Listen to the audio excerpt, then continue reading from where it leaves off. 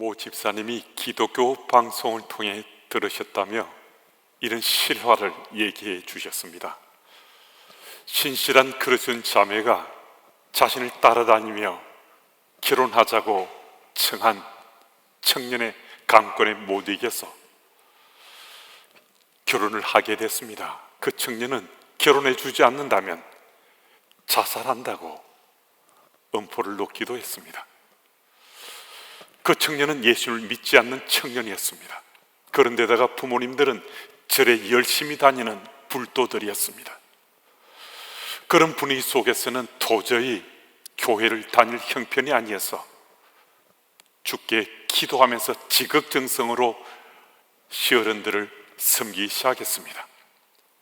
남편이 청년 시절에는 부모님께 용돈을 드리지 않았는데 결혼 이후에는 매월 용돈을 챙겨드렸습니다. 그리고 매주마다 어른을 방문해서 모시고 밖에서 외식을 하였습니다. 그리고 한꺼번에 가전제품을 다 바꿔드린 건 아니었지만 또 한 번 시어른의 가전제품을 바꿔드리기 시작했습니다. 자신들이 쓰는 가전제품보다 훨씬 더 좋은 것으로 가전제품을 바꾸어 드렸습니다. 그러다 보니까 어느 순간에는 시어른 댁에 모든 가전제품을 바꾸어 드리게 됐습니다. 며느리에 대한 시어른들의 칭찬이 얼마나 대단했겠습니까? 며느리에 대한 자랑이 하늘에 닿았습니다.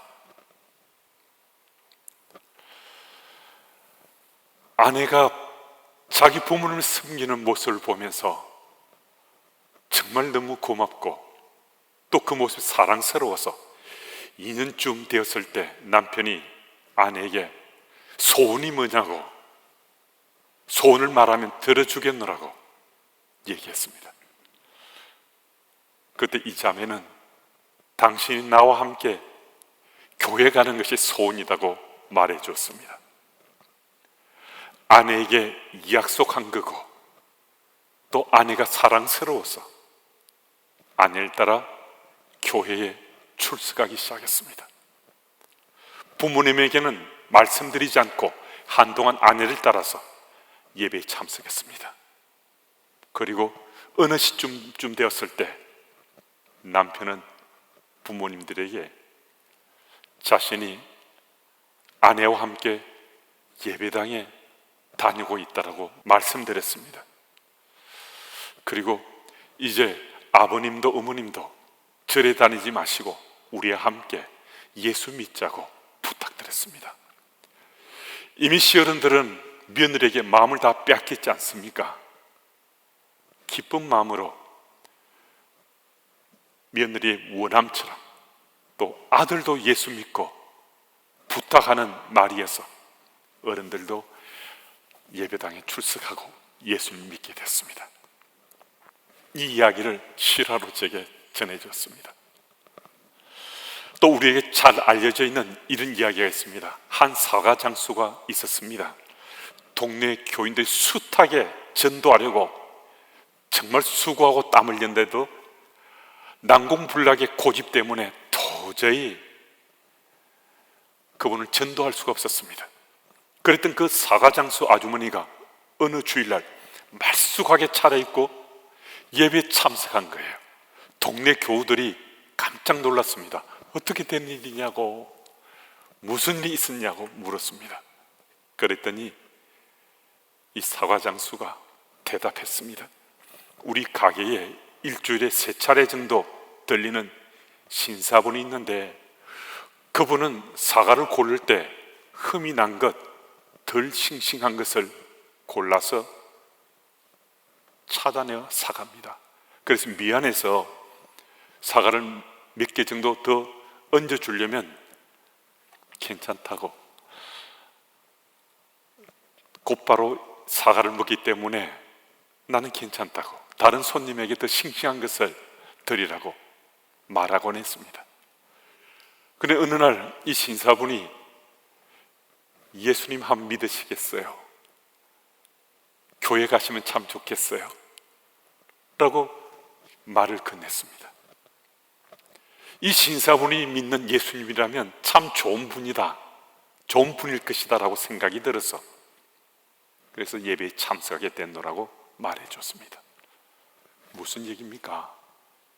무슨 말씀입니까? 예수 복음은 다른 것이 아니라 삶을 통해서 전해진다는 겁니다. 시어른을 감동시킨 며느리나 사가장수를 감동시킨 신사나 자신의 믿음의 삶으로 상대방을 감동시켰어요. 그분들이 감동받게 되었을 때 예수님을 믿겠다고 예배당을 찾아온 겁니다. 코로나 팬데믹 상황에서 복음을 전한다는 것은 엄두도 못 낼 일인데라고 생각할 수 있습니다. 그런데 지금 이 시대 상황 속에서도, 코로나 팬데믹 상황 속에서도 목숨을 걸고 예수 복음을 전하는 선교사님들의 얘기나 성도들의 얘기를 듣곤 합니다. 그럴 때마다 코로나 팬데믹이라는 이 핑계로 움츠러들고 있던 제가 하나님 보시기에 참 죄송스러웠습니다. 참 얼굴 들 수 없는 거죠. 면목이 없는 거죠.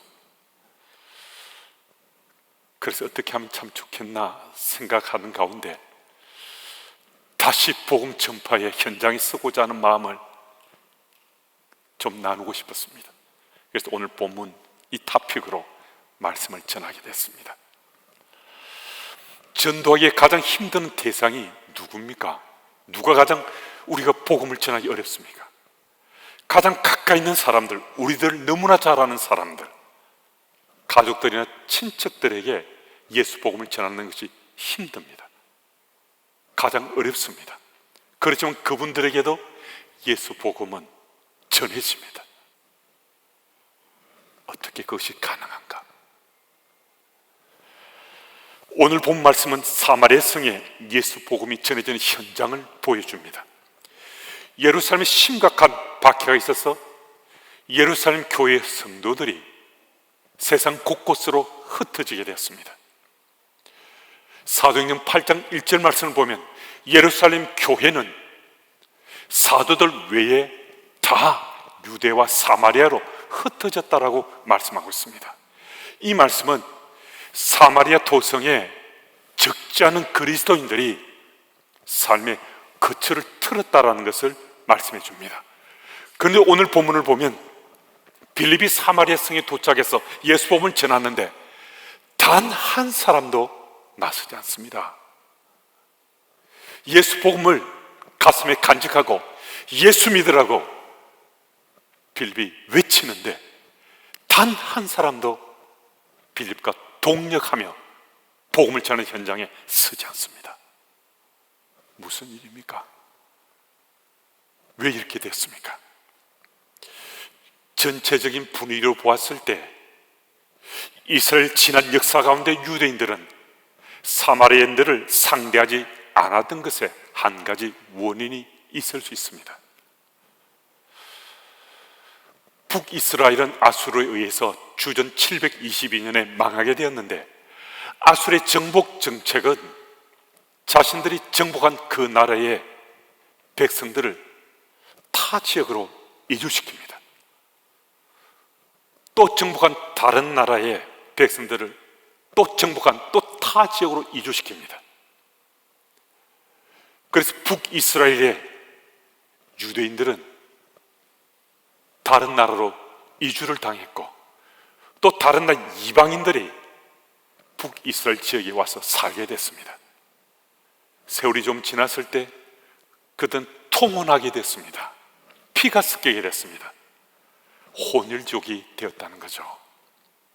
그런 남유다는 주전 586년에 바벨론에 의해 망했지만은 그들은 포로 끌려갔다가 때가 됐을 때 다시 고향으로 귀환했습니다. 그런 남겨진 유대인들도 유대 땅에서 자신들의 순수한 혈통을 지켰다라고 자부했습니다. 자기들만은 깨끗하다는 겁니다. 혼혈족이 아니라는 겁니다. 그래서 북이스라엘에 살고 있던 사마리아 사람들, 그 사람들은 상종조차 하지 않으려고 했습니다. 심지어 개처럼 취급해서 상대해 주지 않았습니다. 이런 신앙적인 토양에서 그들이 예수 복음을 사마리아인들과 함께 공유하지 않으려고 했던 그들의 이유가 있었을 수 있고, 또 지난 이스라엘 역사 가운데 상종치 않으려 했던 사마리아 사람이기 때문에 아마도 예수 복음을 가슴에 간직하고 살은 적지 않은 유대인 그리스도인들이 사마리아 사람들에게 예수 복음을 전하지 않았을 것이다 라고 생각할 수 있습니다. 그런데 이런 분위기인데 빌립은 사마리아 성에 도착하자마자 예수 복음을 들고서 예수 믿으라고 소리치며 복음을 전했습니다. 무슨 차이입니까?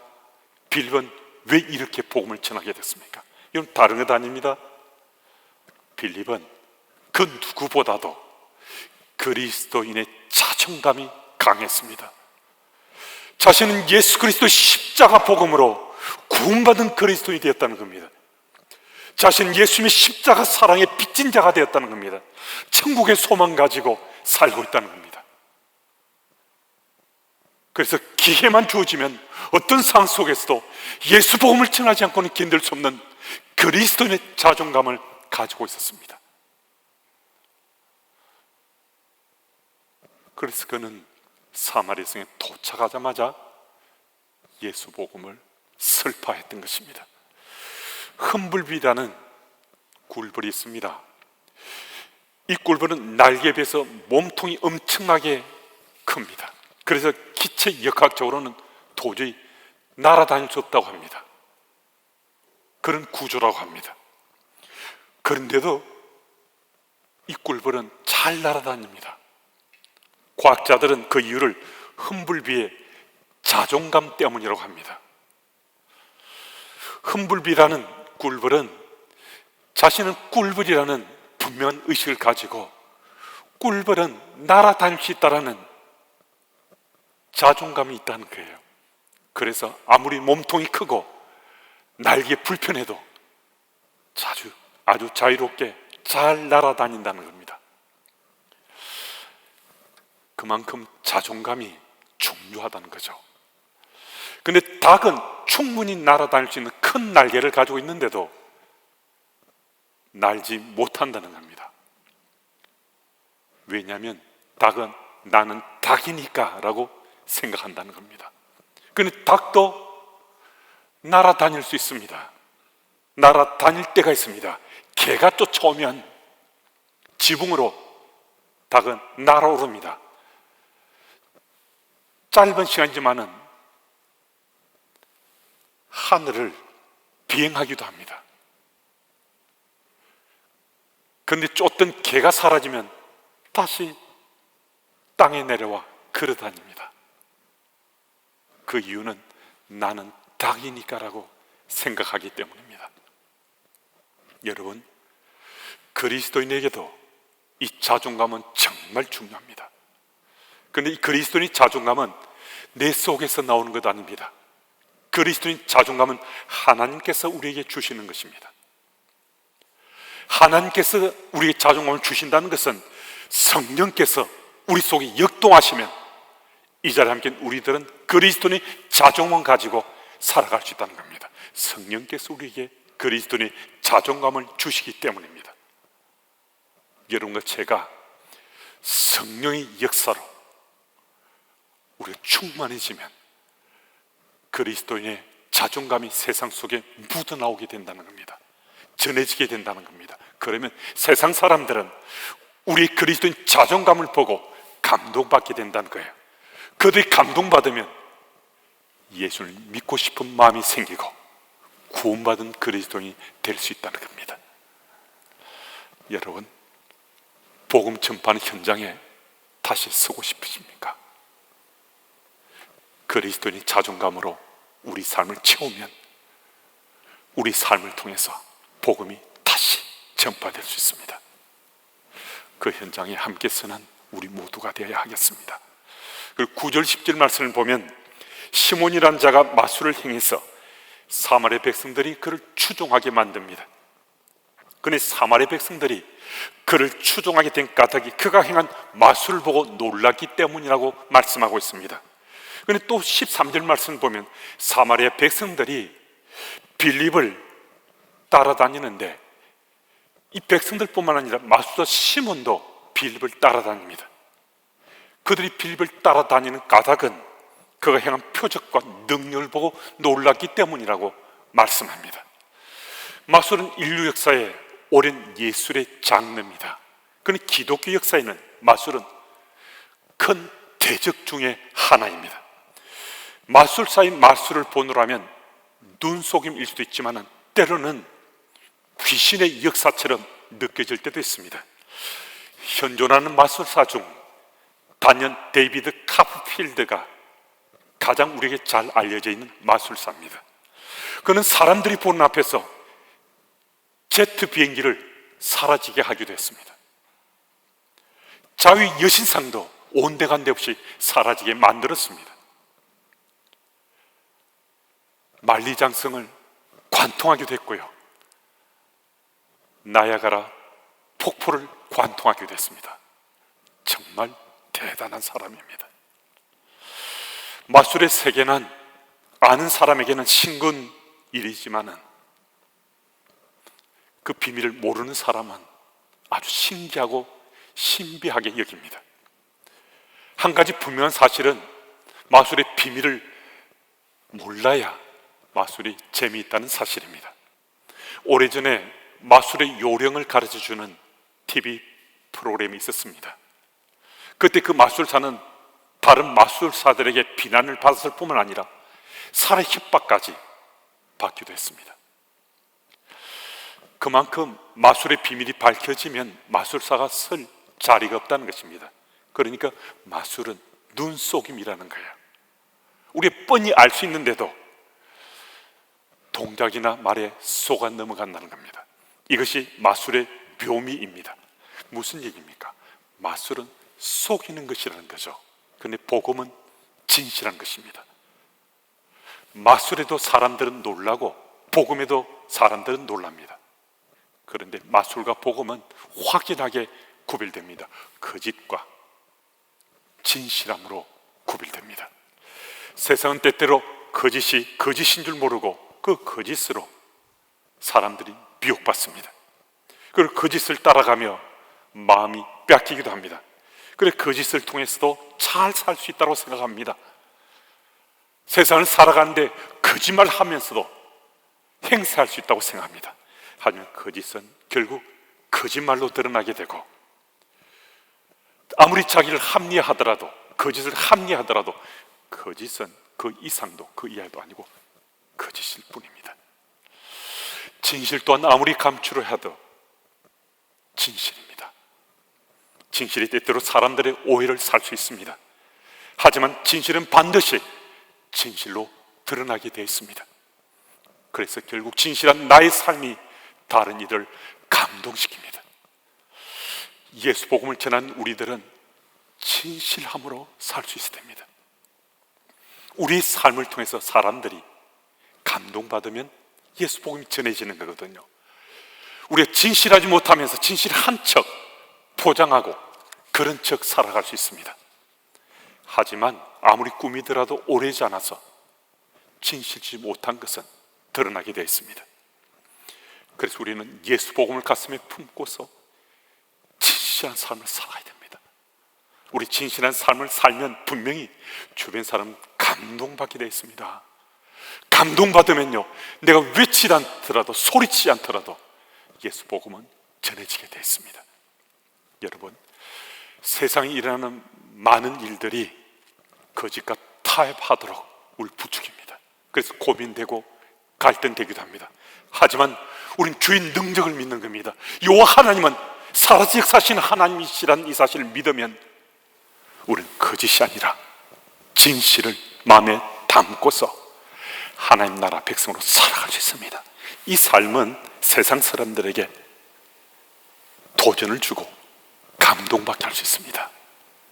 여러분, 진실함으로 더불어 살아가는 사람들에게 우리 삶을 보여드리는 겁니다. 드러내는 겁니다.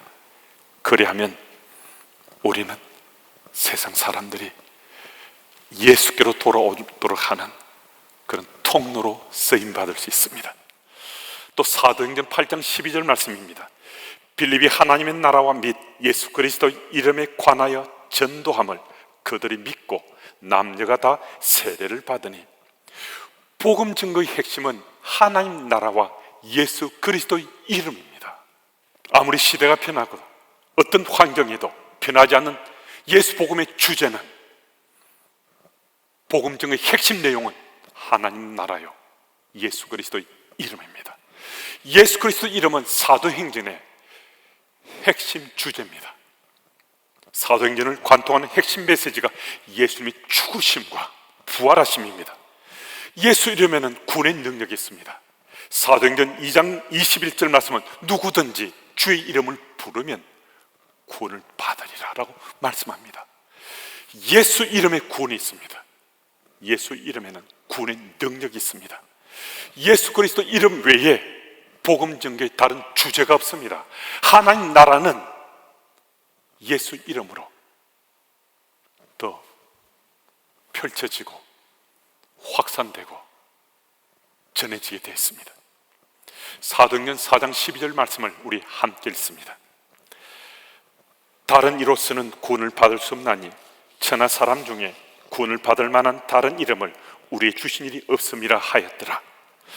구원을 받을 다른 이름이 없다는 겁니다. 사도행전 3장 6절 말씀은 베드로 요한이 나면서부터 안전뱅이가 된 사람, 걷지 못하는 사람에게 예수 이름으로 외칩니다. 나사렛 예수 이름으로 일어나 걸어라라고 말했을 때 참으로 놀라운 일이 일어나 걷게 되었습니다. 또 사도행전 4장 18절 말씀에는 공회원들이 사도들에게 도무지 예수 이름으로 말하지도 말고 가르치도 말라고 말했습니다. 공회원들은 예수 이름에 겁을 잔뜩 먹이기 때문입니다. 복음서 중에 오랫동안 우리에게 익숙해진 이런 찬양이 있습니다. 예수 이름으로 승리를 얻었네. 예수 이름으로 마귀가 쫓긴다. 마귀는 예수 이름을 잘 압니다. 더 높은 하나님의 아들 예수님이라고 그들은 소리칩니다. 예수 이름을 너무나 잘 알기 때문에 그들은 두려워 벌벌 떠는 것입니다. 여러분, 세상 속에 그리스도인 살아간 우리들에게 예수 이름은 우리에게 참 친근합니다. 친구 같은 이름입니다. 그 이름을 마음에 담고 살아가면 예수님 우리 정말 좋은 친구가 되어주십니다. 그 친구 대신 예수님을 믿고 신뢰하며 오늘도 우리가 복음 전파의 현장에 서면 우리 삶을 통해서 예수 복음은 세상 속에 편만하게 전해질 수 있습니다. 코로나 팬데믹 상황 속에서 하루하루 사는 것이 힘들고 어렵습니다. 그런 우리들이 이 피곤하고 지친 육신인데 어떻게 복음을 전파하는가 묻고 싶을 수 있습니다. 여러분, 우리 목적지는 아주 분명합니다. 영원한 하나님 나라입니다. 그 나라를 향해 걸어가는 걸음을 멈출 수 없잖아요. 마찬가지로 복음을 전파하는 그 걸음도 멈출 수 없습니다. 좋은 친구 대신 예수님, 그분의 이름으로 오늘도 복음을 전파하며 영원한 하나님 나라를 소망하며 달려갈 수 있어야 됩니다. 이번 한 주간도 예수 이름을 붙잡으시고 예수님의 좋은 친구로 하나님 나라 확장을 위해서 복음 전파하는 현장에 다시 서시는 여러분들과 제가 다 되어야 하겠습니다.